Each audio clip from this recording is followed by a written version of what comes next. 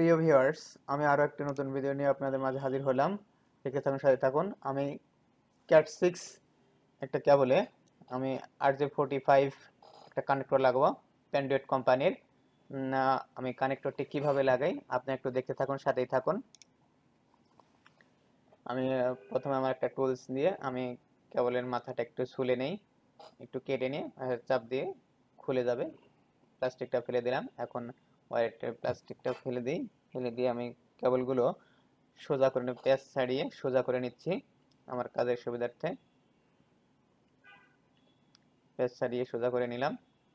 সোজা করে ভিতরে আমি আগে একটি কানেক্টর পাঁচটা পাঁচটা অংশ দিয়ে একটা কানেক্টর আমি আগে দুটো ঢুকে নিয়েছি। পরে এর কাটাওয়ালাটা 3 নম্বরে ঢুকাইলাম। এখন এখানে আমি কেবলগুলো সিরিয়াল করব।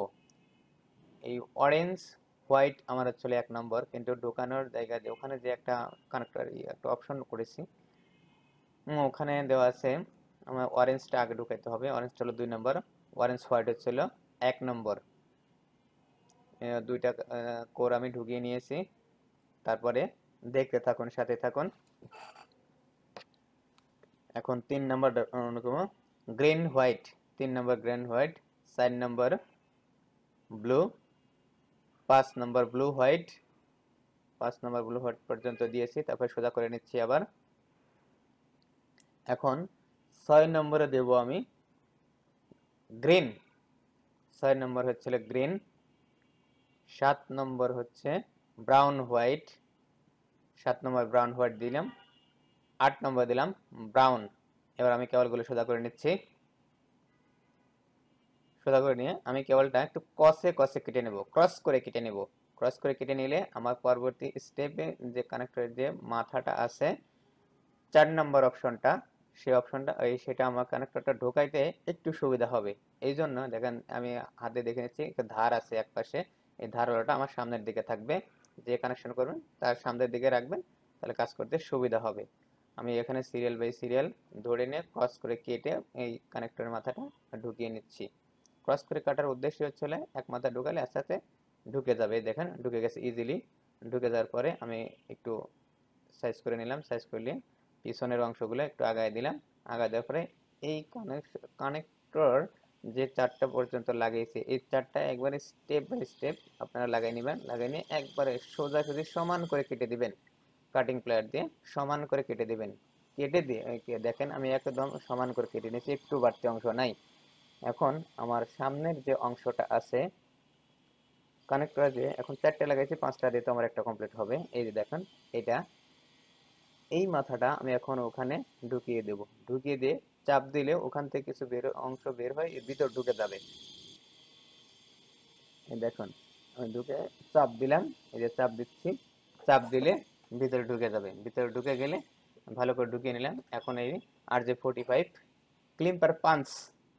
ক্লিম্পার পাঞ্চ দিয়ে আমি এটা পাঞ্চ করে দিব। পাঞ্চ করে দিলে এই এক মাথার কাজ আমার শেষ। দেখুন আমি পাঞ্চ করছি, দেখতে থাকুন, সাথে থাকুন।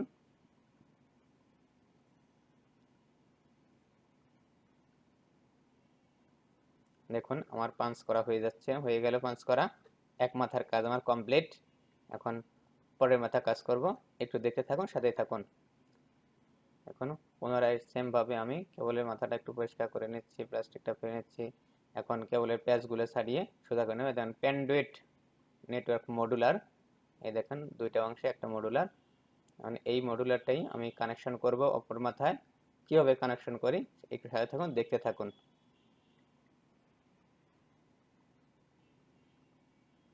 দেখুন আমি কেবলগুলো সাজিয়ে নিলাম। প্রথমে আছে অরেঞ্জ হোয়াইট, তারপর হচ্ছে ব্লু হোয়াইট, তারপর হচ্ছে গ্রিন হোয়াইট, তারপর হচ্ছে ব্রাউন হোয়াইট। এভাবে আমি কেবলের প্যাচগুলো ধরে নিয়েছি।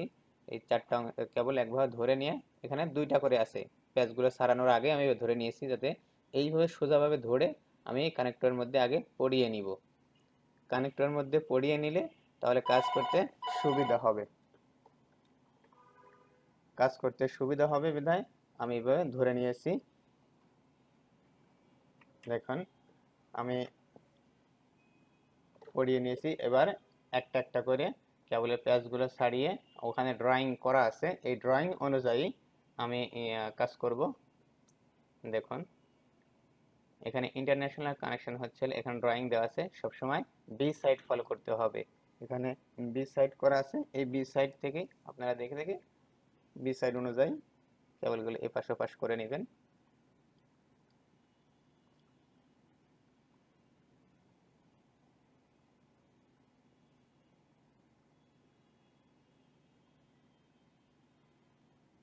দেখুন আমি সবগুলো করে নিচ্ছি।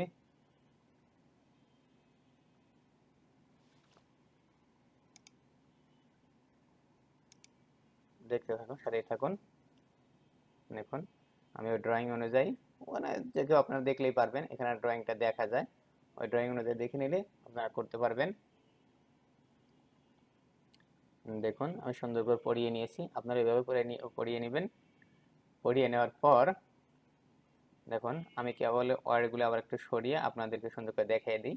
দেখেন এখানে সুন্দর করে ড্রয়িং কালার করা আছে, কালার কোড অনুযায়ী আপনারা বসিয়ে দিবেন কেবলগুলো।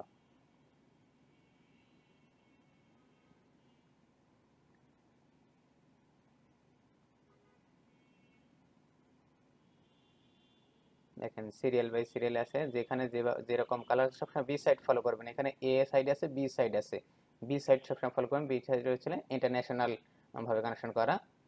দেখেন আমি এখানে কেবলগুলো একটু বাড়তি রেখে পরবর্তী কেবলগুলো আমি কেটে ফেলবো। দেখুন আমি কেবল 4টা কেটে ফেললাম, একটু করে বাড়তি রেখেছি যাতে কেবলগুলো পিছিয়ে চলে না যায়, এমনকি ডিসকানেক্ট না হয়ে যায়। ডিসকানেক্ট না হওয়ার জন্য আমি একটু সতর্কতার সহিত একটু বাড়তি রেখেছি এবং পরবর্তী অংশটা এই ঘাটের মধ্যে ঢুকিয়ে দেব।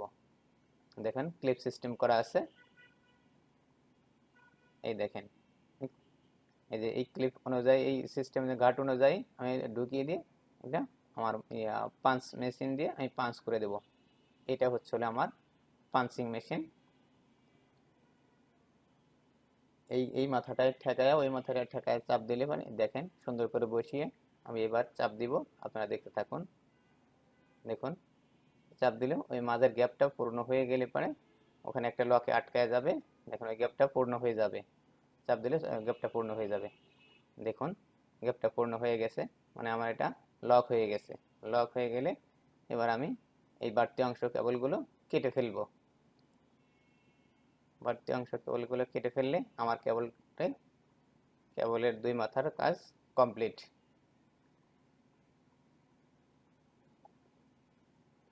দুই মাথার কাজ কমপ্লিট। এবার আমি আপনাদেরকে কেবলটি চেক করে দেখাবো আমার ওয়্যার ট্র্যাকার মেশিন মাধ্যমে।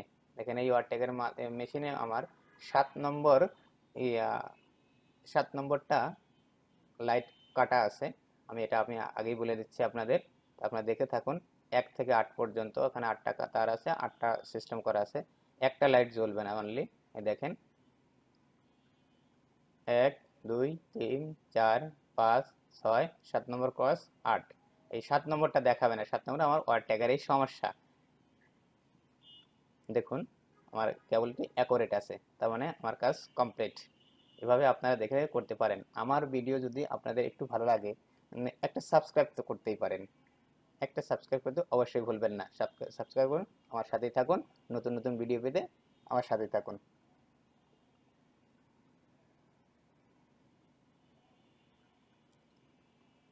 পরবর্তী ভিডিও পাওয়ার জন্য অবশ্যই একটা সাবস্ক্রাইব বা লাইক কমেন্ট করে সাথে থাকবেন। মতামত জানানোর জন্য অবশ্যই কমেন্টস করবেন। Thank you.